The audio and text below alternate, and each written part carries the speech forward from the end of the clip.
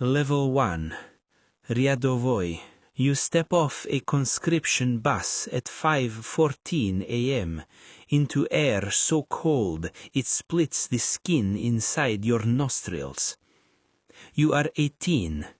You are carrying a plastic bag with a toothbrush, a photograph of your mother, and 2 pairs of socks she ironed because she did not know what else to do the night before you left. You weigh 71 kilograms. By month 3, you will weigh 64. You enter a concrete barracks that smells of boot leather, floor wax, and something older underneath. Sweat layered so deep into the walls it has become architecture. You are handed a uniform that does not fit. You are handed boots that do not bend. You are given a bed with a mattress thinner than the blanket on top of it. You learn the first rule before dinner. You learn it from a second-year conscript with a shaved head and knuckles the color of old brick. He does not hit you. He makes you stand at attention beside your bunk for 47 minutes while he eats your bread ration 6 inches from your face. He chews slowly. He watches your eyes. You learn what dedovshchina means, not from a briefing, but from your ribs.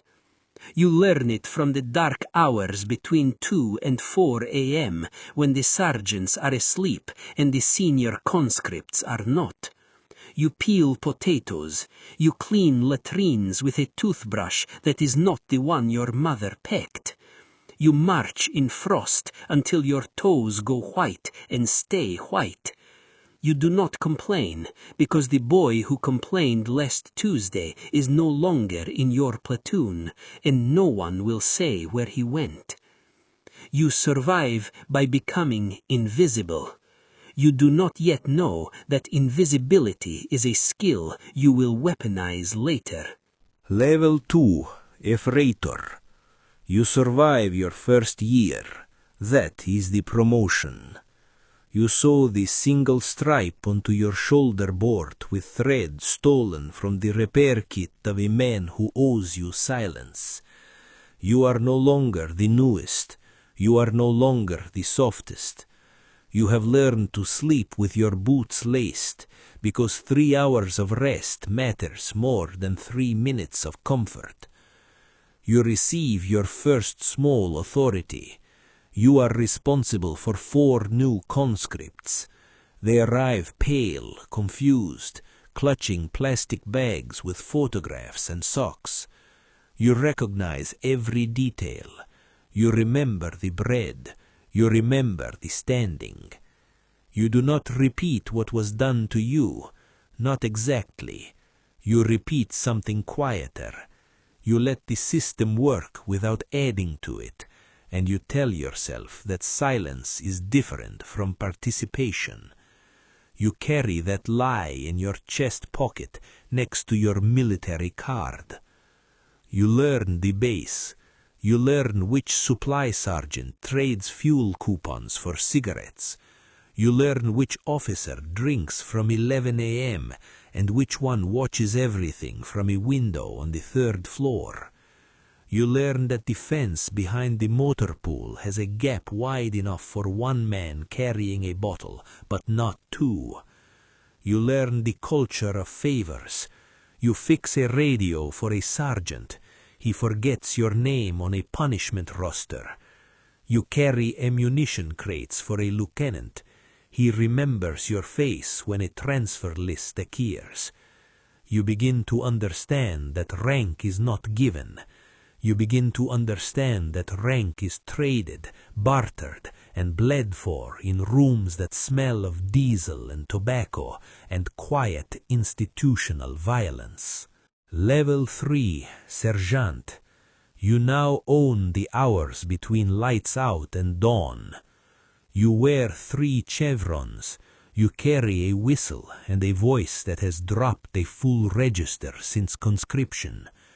You wake 40 men every morning with a sound that leaves no room for negotiation. You inspect boots, belts, bunks, and the particular quality of fear in a new conscript's posture. You know Dedovshchina from the other side now. You stand in a barracks corridor at 2 a.m. and you hear sounds from the far bay.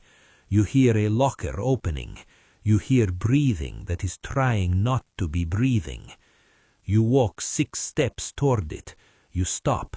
You walk back. You tell yourself you cannot be everywhere. You are right. You also know that you chose not to be somewhere specific. You are deployed for the first time. You ride a transport truck across a landscape so flat and gray it looks like God pressed his thumb on it and forgot to lift. You arrive at a forward operating base made of shipping containers and concertina wire. You sleep in a space smaller than your childhood closet, with a rifle close enough to feel its temperature change with yours.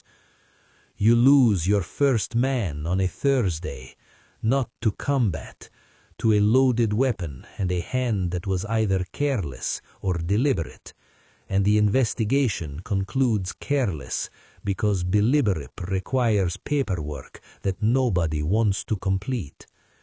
You carry the photograph his mother packed.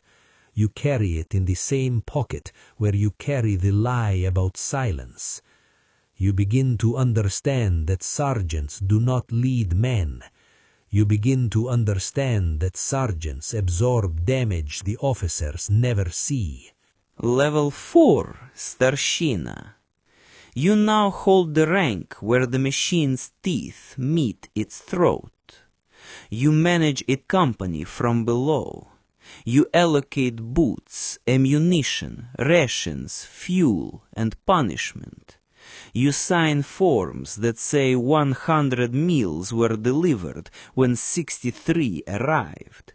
You sign because the missing 37 were divided 3 levels above you, and your signature is cheaper than your resistance. You have become the person new conscripts are told to fear before they meet anyone with stars on their shoulders. You accept that. You use it. You keep discipline through economy. One look, one word, one silence that lasts exactly long enough. You are older now. You have scars that ache when the barometric pressure drops. You have a wife who calls on Wednesdays when the base phone works and who stopped asking when you are coming home because the answer never changes. You see conscripts arrive every cycle carrying plastic bags. You see your own ghost in every one of them. You also see the quiet machinery of disappearance. You see equipment listed on inventories that does not exist. You see fuel requisitions for vehicles that have not moved in months. You see officers sign transfers for men who then work private construction sites in civilian clothes while their names remain on active rolls. You say nothing. You say nothing because saying something once cost a starshina in the adjacent battalion his teeth and his pension. You manage the distance between what is written and what is real. You become the hyphen. You become the gap. Nobody thanks the gap, but everything falls through it when you leave. Level 5, Lieutenant. You cross the line from enlisted earth to officer sky, and the air up here tastes like paperwork and plausible deniability. You graduate from a military academy with a diploma that smells of fresh ink and old promises. You pin a single star to each shoulder board, and you feel taller by exactly the distance between who you were and who you have agreed to become. You are assigned a platoon, 31 men, 11 of them older than you. 9 of them have seen combat you have only studied in classrooms with projectors and laminated maps. They look at you the way dogs look at a new fence. You learn to give orders that sound like decisions. You learn to stand in front of men who know more than you and project certainty the way a lamp projects light, from a source that is mostly heat and very little substance. You sign your first document that you know is wrong. You requisition winter gear for 31 men. 19 sets arrived. You sign receipt for 31 because your commanding officer tells you the remaining 12 are in transit and will arrive before inspection. They do not arrive before inspection. They do not arrive at all. You see 12 men in October wearing summer weight jackets. You see their breath in the barracks. You see their hands go red, then white, then something past white that you learn to stop looking at. You signed for 31.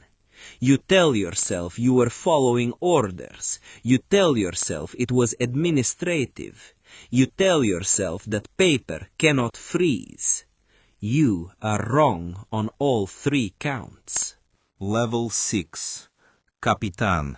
You now command a company, and the word command tastes different when the bodies are yours to count. You send your first men into a situation you know is under-resourced. You send them because the order came from a colonel who has never been south of his office radiator and whose map has pins in positions your scouts abandoned 2 weeks ago. You send them because refusing an order in this army is not a career decision. It is a freedom decision. You lose 6 on the first day. You lose 2 more to wounds that would have been survivable with evacuation assets that were listed as available and were not. You write the reports. You write killed in action 8 times with the same pen. You write the names. You notice that your hand does not shake anymore, and you understand that steadiness is not the same as strength. Steadiness is what happens when something inside you goes numb in exactly the right shape. You begin taking the colonel's gifts. You begin signing the fuel reports. You begin approving leave for men who are not on leave, but are working at the colonel's brother-in-law's warehouse 40 kilometers from base. You tell yourself this is how the system breathes. You tell yourself corruption is a word civilians use because they have never needed anything badly enough to steal it on behalf of someone who outranks them. You crossed the line somewhere between the 6th signature and the 8th name. You can no longer see where it was. Level 7, Podpolkovnik.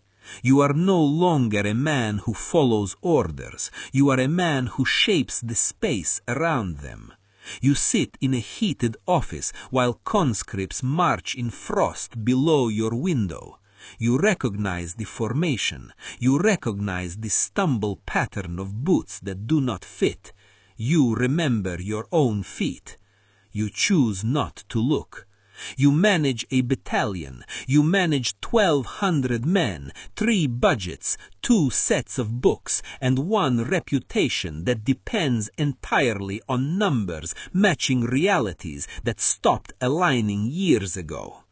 You attend meetings in regional command where generals use words like readiness and modernization while pointing at charts you know were built from the same fictions you build yours from.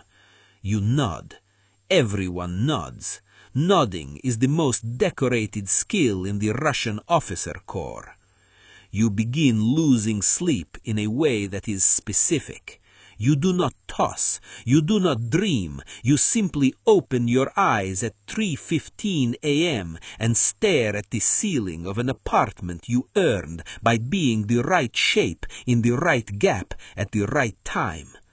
You think about the boy you were, the one with the plastic bag, the one who weighed 71 kilograms and whose mother ironed his socks.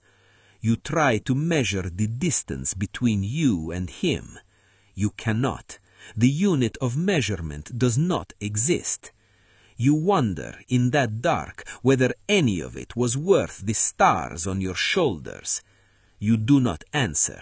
You get dressed, you drive to base, you sign the first report of the day before the ink in your pen has warmed. Level 8, Polkovnik.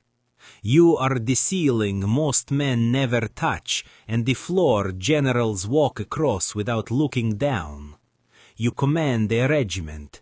You attend briefings in Moscow, where the coffee is better than anything served within 1,000 kilometers of the men who fight under your name. You sit in leather chairs. You read classified assessments. You understand the distance between what is said in these rooms and what happens in the field, and you have stopped trying to close it. You have a driver. You have an aide. You have a dacha outside the city that was purchased with money that moved through 4 accounts and arrived clean enough to furnish with French curtains and German appliances. You are comfortable. You are also complicit in a way that no longer requires individual decisions. You are complicit by architecture. You are load-bearing corruption. Remove you, and the wall shifts. You see a young lieutenant once, during an inspection, standing rigid with terror and belief still fresh in his eyes. You recognize the belief. You wore it once. You almost say something, not a warning, not advice, just a sound, a breath, and acknowledgement that what he believes is real and what awaits him is not. You walk past. You walk past because stopping would require you to name what you have become, and naming is the one act of courage you have left that you refuse to spend. Your wife sleeps in a separate room now. Your daughter calls on holidays. Your uniform fits perfectly. Your medals are polished. You are the most decorated liar in the building.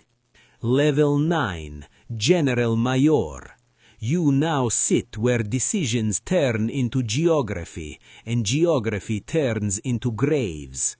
You attend the state defense briefings. You review operational maps where arrows represent 10,000 men, and each arrow is drawn with the confidence of someone who has never carried a rifle in weather cold enough to split steel.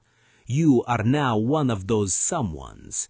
You deploy brigades, you sign mobilization orders, you approve logistics change you know are 60% fictional.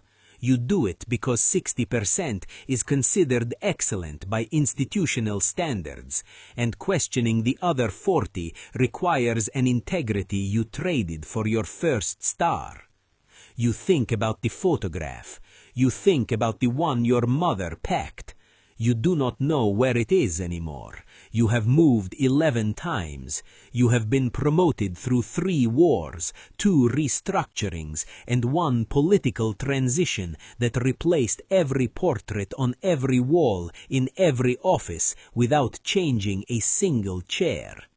You are invited to ceremonies where boys in new uniforms march in perfect lines and their mothers watch from stands. You stand at the podium. You say words about duty, motherland, honor. You hear yourself speak, and you recognize the sound the way you recognize a recording of your own voice, familiar, but somehow belonging to someone thinner and further away. You lose 63 men in 1 week to a decision made in a room you sat in. You receive the report on a Tuesday. You read it at your desk. You place it in a drawer. You close the drawer.